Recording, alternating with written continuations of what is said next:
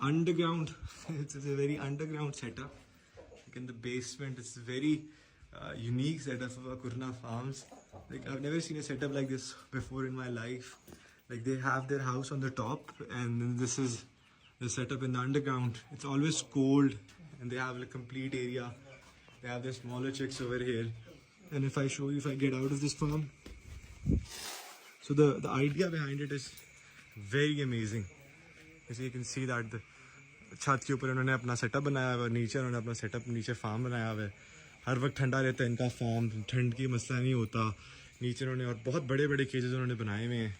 आप देख सकते हैं बहुत ही खूबसूरत लोकेशन पे है अकुरना में, और साथ ही साथ अमेजिंग.